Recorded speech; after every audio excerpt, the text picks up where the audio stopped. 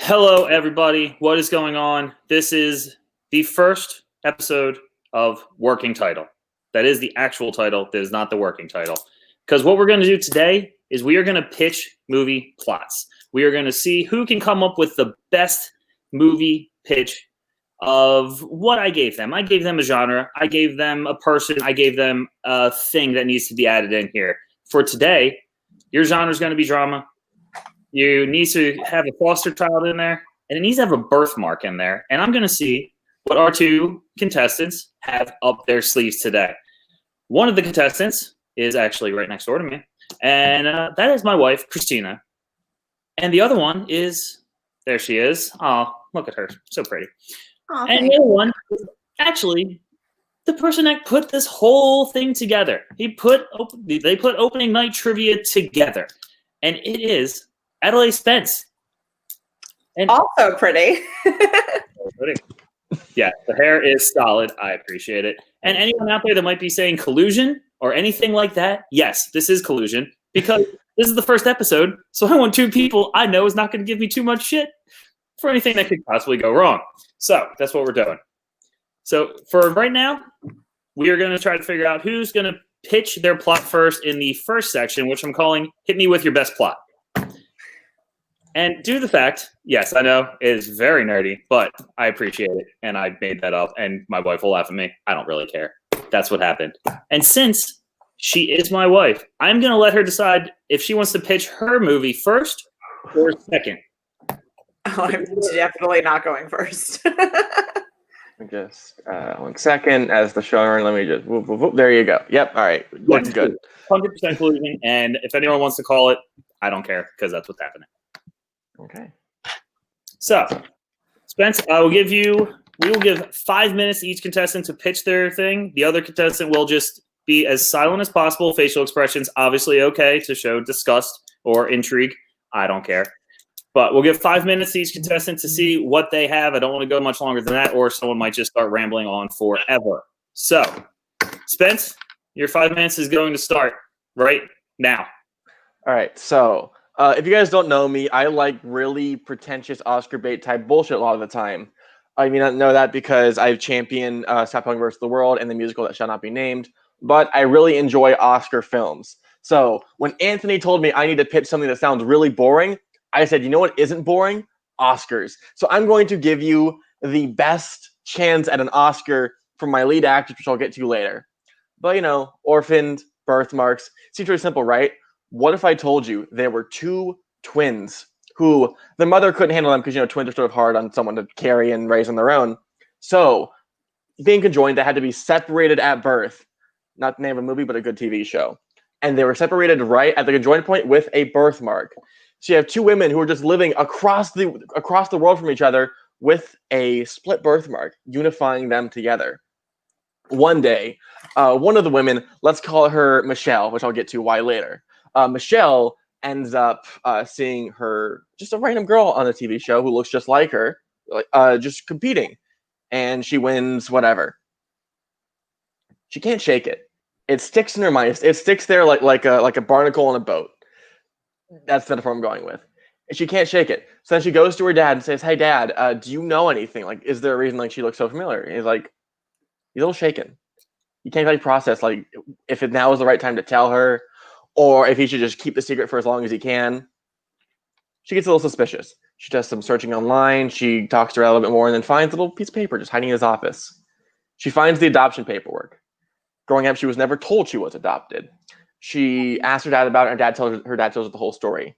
That at the orphanage that she was from, or the foster home, they just had a pair of twins, but the first adopting family came by and only took one because, you know, they're assholes. So these two twins never got to meet each other. And now that they have they know where someone's from. Because, you know, when you're going on a game show, it's, oh, I'm from here, and here's my name, and then here's a little backstory. Just going off of that, Michelle does all this research into her possible twin sister, contacts her and says, hey, I know you won't believe me, but I am your separated twin sister, and I want to meet you. And for a while, they exchange email, text, phone correspondence, having a hard time really proving the story. But after a while, they sort of realize that they both came from the same center because her twin didn't have that sheltered upbringing.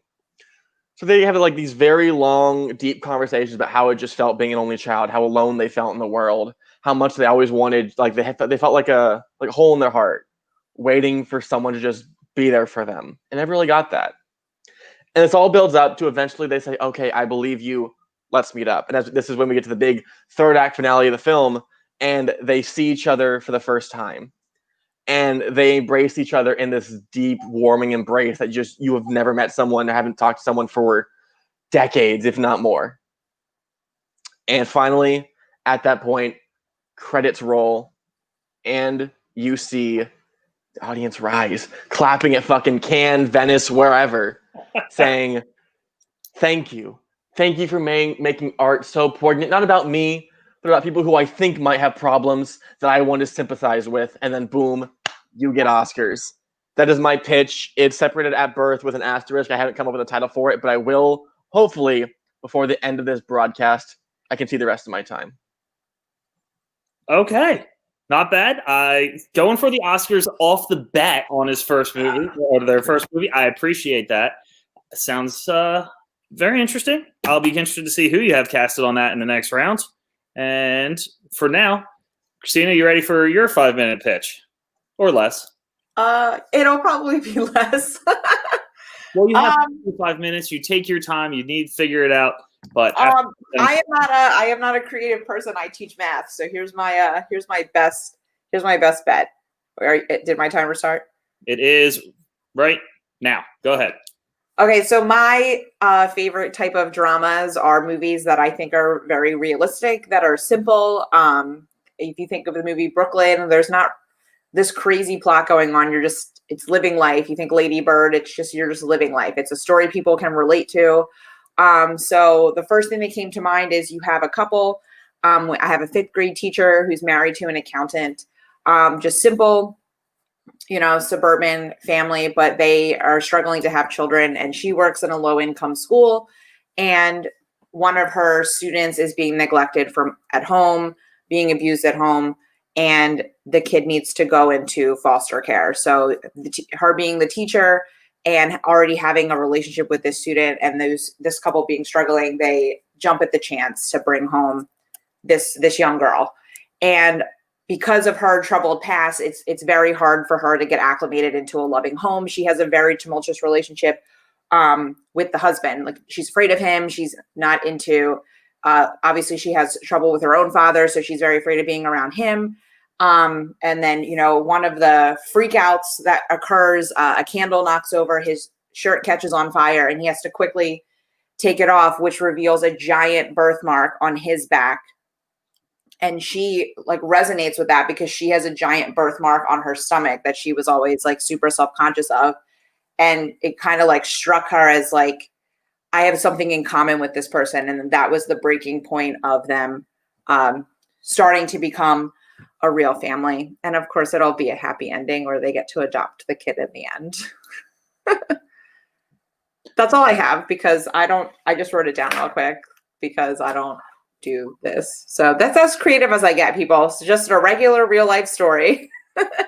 That's perfectly fine. Real life stories do hit. I took a few things from home life.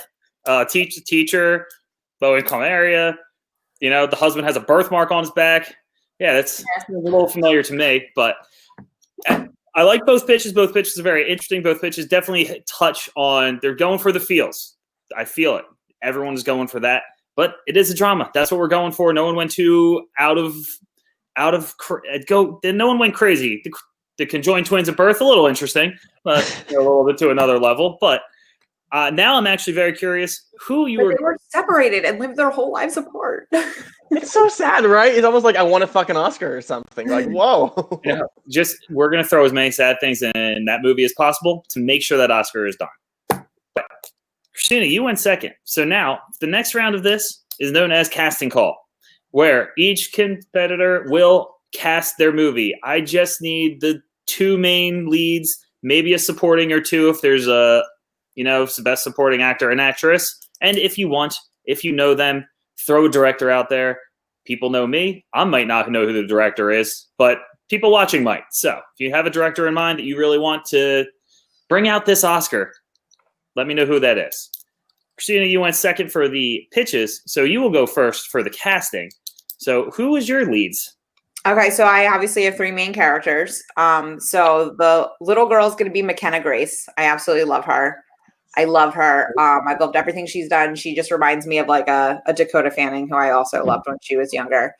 So McKenna Grace is definitely like, that's the only person I want to play this. I love her.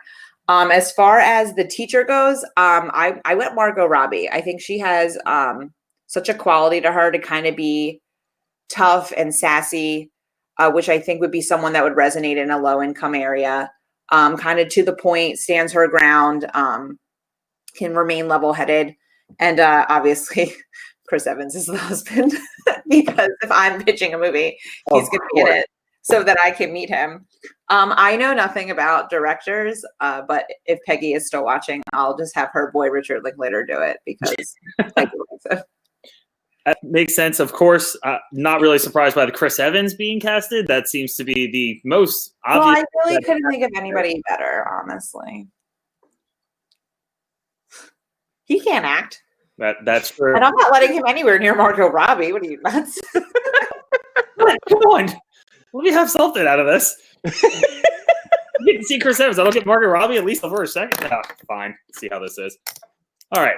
Well, in a very not surprising lead actor pitch, we got Chris Evans. And then McKenna Grace, a fantastic child actress. Like, she was good in anything she does. She's basically the overall kid in almost every movie.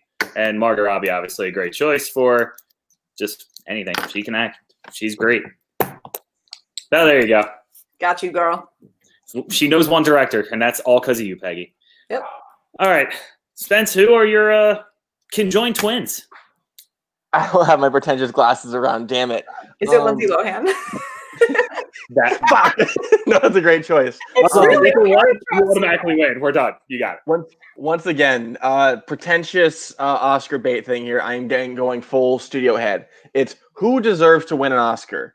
I'm going to go with my director first. She's a smaller name, but not only are we in a wave of wanting to hire and give talent and promise to a lot of female directors who just don't have the platform, someone who worked with my lead actress a lot, I'm going to go with Kelly Reichardt, who you guys don't know very well.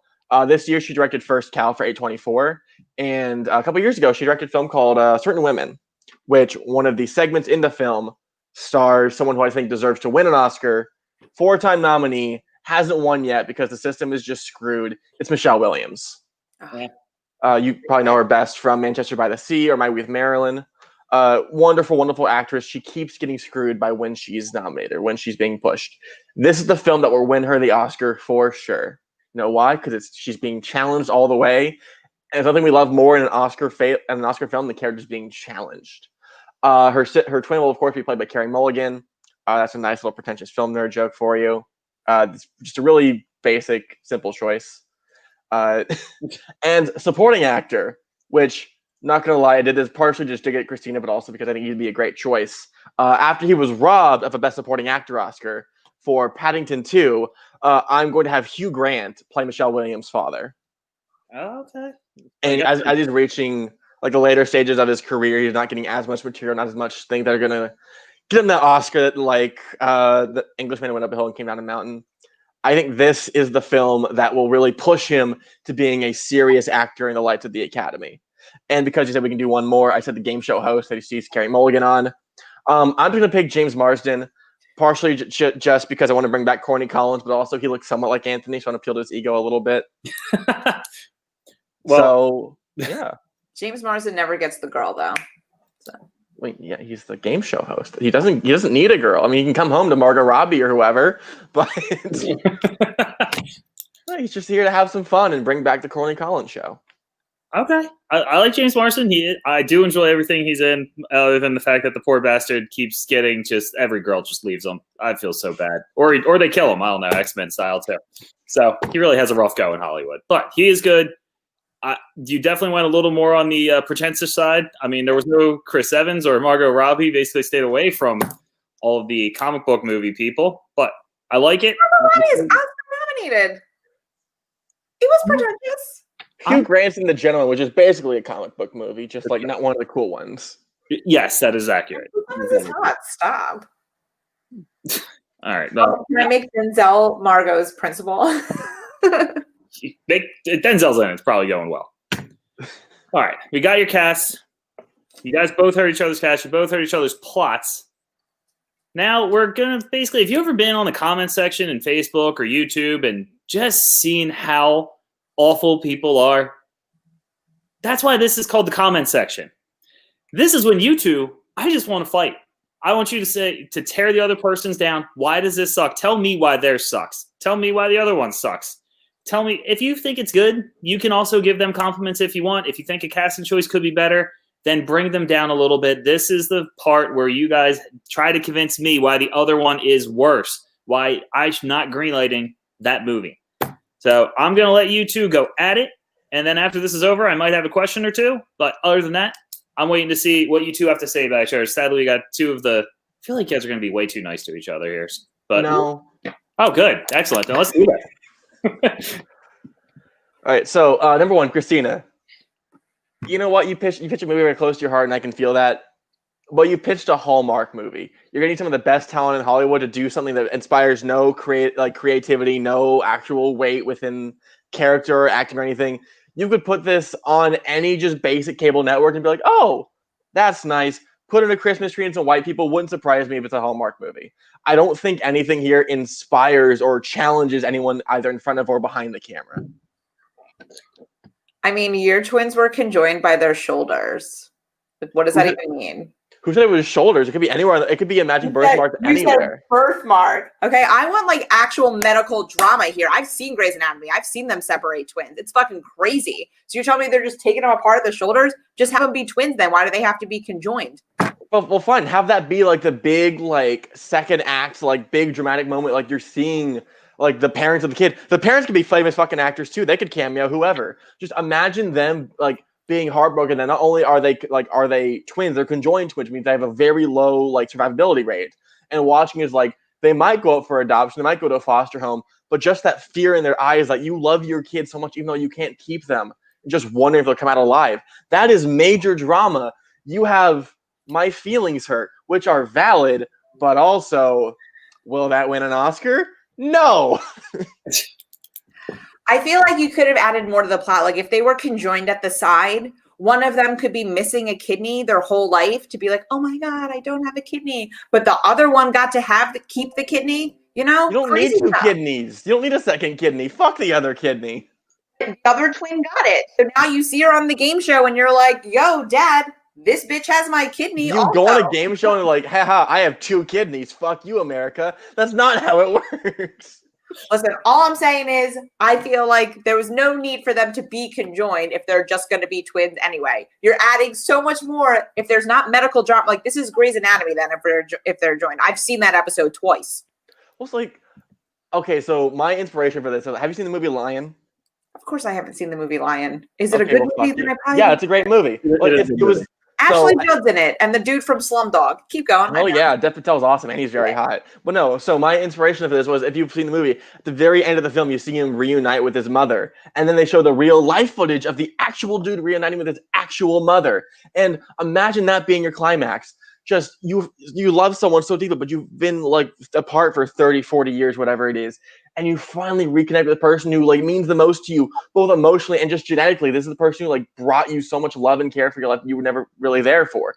That's what my movie has. It has real human stakes. Yours has real human stakes. I'm saving a child who's being abused at home, and these couple that cannot have children are saving one, and they're taking care of her, and they're making a bond and making her feel comfortable to be around people again, all because of a birthmark that she's self-conscious of. That's pivotal shit right there. I didn't hear that part of your argument, but now that I have heard it, it's not that you're putting so much of your in your original pitch. What I heard is putting all of your human weight and drama onto the parents. Which, again, you can, and that's valid. However, now you're trying to pivot your argument into everything being about the child and trying to foster a good home for them and all the trauma that they went through. But they're not your main character anymore. You're making the parents the main character. You're shifting away all of the great potential in your characters and just distracting from what the actual story of your story is. My story is McKenna Grace being amazing and Chris Evans being a good dad and Margot Robbie just being feisty AF. See, you have feisty. I have people who want fucking Oscars, okay? I have pitched, like, this isn't Manchester by the Sea. There's no burning children in my picture. But what it does have is good people, good characters, good writing, and just a message that can speak to a wide audience. People who can finally see themselves on screen, and not necessarily in the sense of being a conjoined twin, although those can be spoken to as well. But the idea of you are finally connected with people who you have so much just desire to see. Imagine all of the foster children and orphans, seeing people who they wanted to see for their entire life on screen. Like every orphan or foster child story can either be like very ham-fisted and very cheesy, or just very depressing. Mine isn't that. It's telling them you have a future, you have potential. You can meet the people who you care about and who you were removed from. This is the best version of their life that they can see, and seeing that on the big screen can mean a lot to them. Mine is basically a better version of The Blind Side because they won't have such bad accents. The Blind Side sucks. Where you're saving the child that needs your help. And the child is the main focus. OMG. Everyone can resonate in that. Everyone's had a teacher they've given a shit about. Teachers definitely deserve to be in a better light right now. # pandemic. All I'm saying is Margot Robbie, McKenna Grace, Chris Evans, fucking gold. It actually doesn't even matter what the movie's about. That's gold right there. I rest my case. So what you're saying is my pitch is better, and not only that, my cast are better actors. So I have everything above you. So mathematically speaking, Hugh Grant, bro. He's whack. Don't you fucking love Hugh Grant? Come on. Whack. Come on. Ugh. Ugh. And Carrie Mulligan, or whatever the hell her name was really weird. And Just said the same name twice. Yeah. Whatever her name is. She was great in The Great Gatsby. Final answer. She was I mean, Daisy Buchanan kind of sucks though, so it's like not really her fault. How dare you? She kind of does. Daisy sucks. I'm also waiting for the Nick Gatsby love story. So that I agree with. That we can agree on. Yeah. Well, okay. I'm not gonna lie. There's a point in each of that I switched my idea. I switched to who I liked more throughout that entire argument. Spence, the conjoined thing is just, I think, so weird. It's such an odd thing to put in there. I get it, but they could also. What, are you muted or are you talking? No, I'm just being quiet. I don't like interfere with your argument. But you can interfere if you want because it works though. It genuinely works. Like that's the reason that they have the shared birthright. Like that's how they recognize someone else. Like when you're on TV, you ever just see someone like, oh, they look like me, and that's it. But if they share a birthmark, that's the sign that you go out and try to reconnect. Right, but they can share a birthmark and not be conjoined. They can have the exact same birthmark in the exact same spot, and she can see it like on her face, or on her shoulder, or she's wearing. I don't know if twins work like that. I'm not good with science. I mean, they might not, but this is a movie. That's half of it. But the whole idea is good. I've seen there's definitely. The birthmark is the turning point of my movie. It is the climax. It is what gets them over the hill into liking each other. The birthmark is the reason mine exists. Without it, it wouldn't function.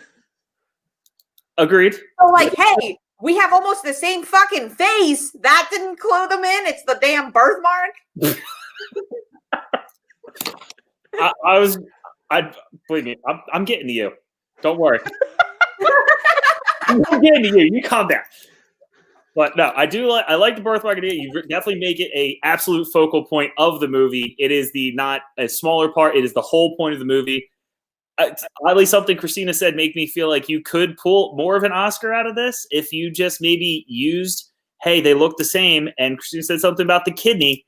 Or instead of it being on a game show, one person lost their kidney and they needed a donor. And who shows up but someone that looks exactly like you as the donor? That would have been, and that's, if you said that, it's over. You would have won. That would have done it. But that would be my thought. But other than that, it is good. It is very similar to Lion, which is a great movie. Every time he's talked about them meeting and their birthmarks just again, matching up. It always reminded me of those little like 90s hearts that you would get that people would have as best friends forever. That's what kind of came to my mind a little bit. So it kind of brought me back. But I like it. I don't know if you're getting an Oscar out of it, but you might get nominated. You might get nominated at best.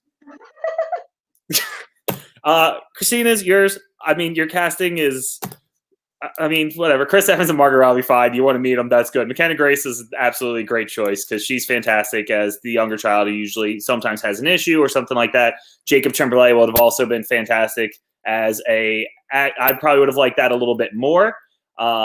But I get it because she want her to be afraid of the dad, probably if the dad is worse to the girl, it's a little more difficult for the female to get with the father to get like really connect.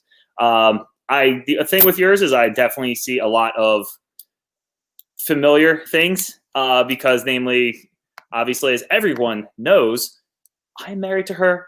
We've had this discussion of half the time she comes home and she's like, "This poor kid, I feel so bad. If anything happens, we're bringing him in."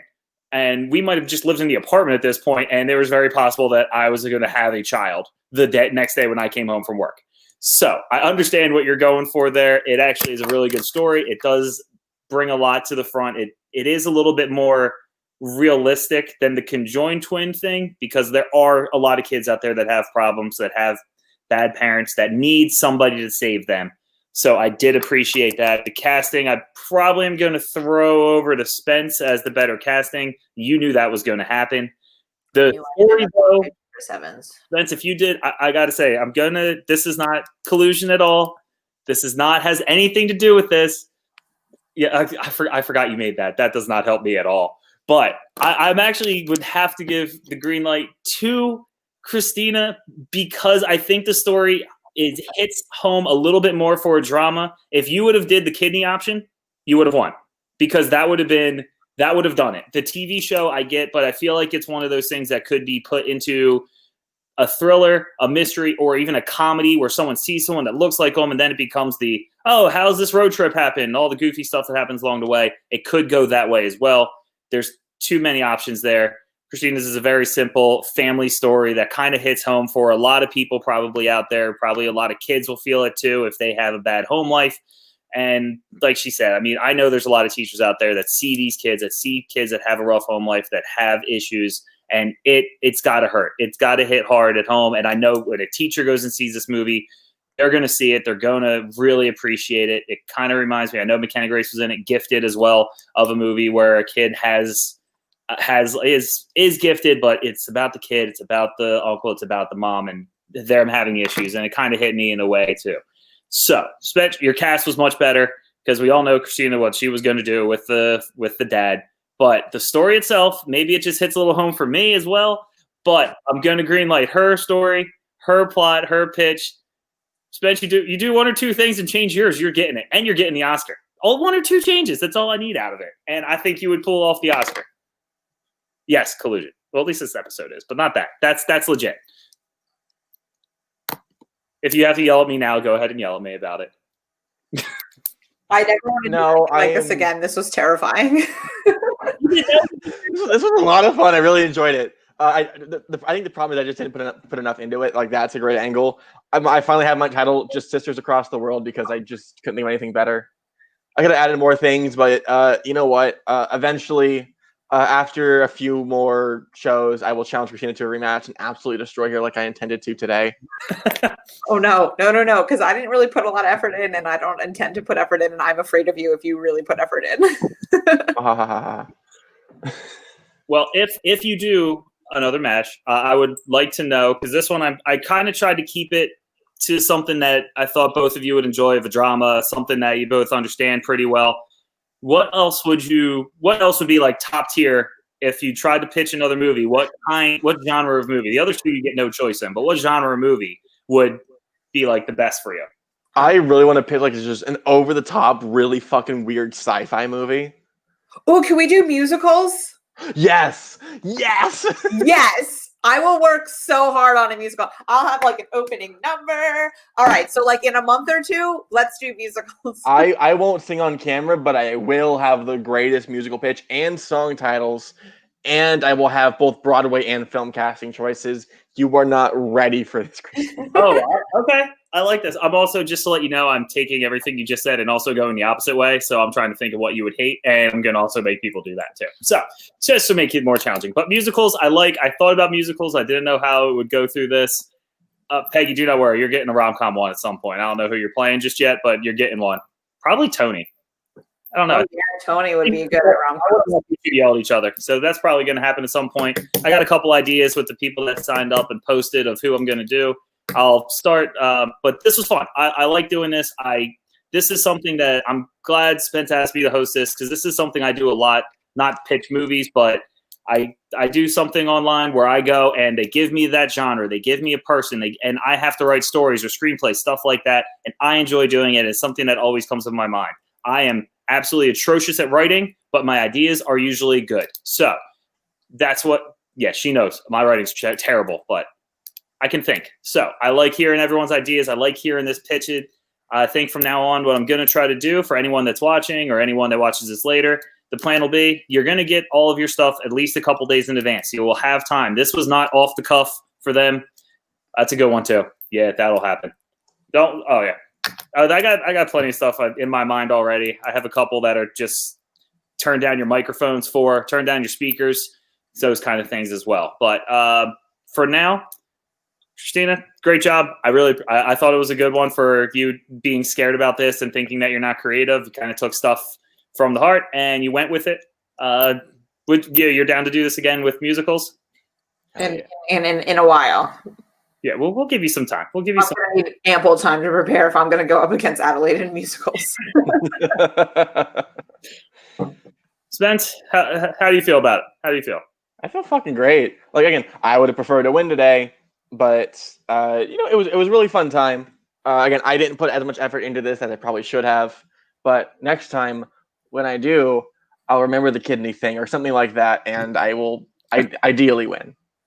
All right, perfect. Yeah, that's the thing. This was the first one, so it's kind of new. We're trying to figure it out, but that's the way it's going to work. For anyone that's interested, like I said, put your stuff in the comments. We'll possible put up a poll at some point. I don't know how to do that, so you can decide what you think, who you think won, who you think has the better pitch. We all know who has the better casting, unless you just think Chris Evans and Margot Robbie are hot and you want to see them in a movie together. I do, but maybe not this one. Anyway, I guess we can. I mean, we all know where we can find you because this is your league. So do you have anything coming up in this that you want to? I mean, you can find me on Twitter at TemEQ Film Nerd. Is that TEMEKU Film Nerd?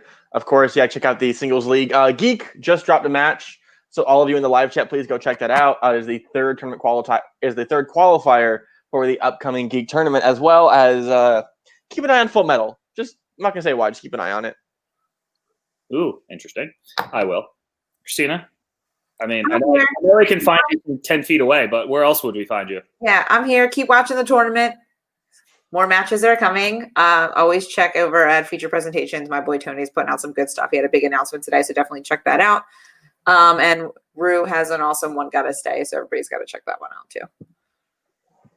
That's pretty much it. I am in the exact same places as everyone else. I just wander around. I'm on Tony's. He has his announcement. He's got the FPTL, Fancy Film Fights. I was on that yesterday. Again, right now winning because I'm great at shitty movies. Sorry for everyone that thinks that they have worse taste than I do. But for Christina, for Spence, for everyone watching, thank you for checking this out. This was the first one. We will tighten this up. Actually, it's pretty tight, 30 minutes. So if you're watching, it only takes 30 minutes. It's really not that long of a show. Check it out. Come try it out. See what you got. Because you don't need to know movies to pitch a movie. So True that. that's all I got for now. Everyone, have a wonderful night.